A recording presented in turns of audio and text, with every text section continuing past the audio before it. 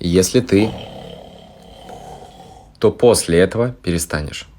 За 10 минут до сна мы 3 минуты дышим через нос. 2 секунды вдох, 2 секунды задержка, 4 секунды выдох, 2 секунды задержка и полный выдох 5 секунд через нос. Плавно.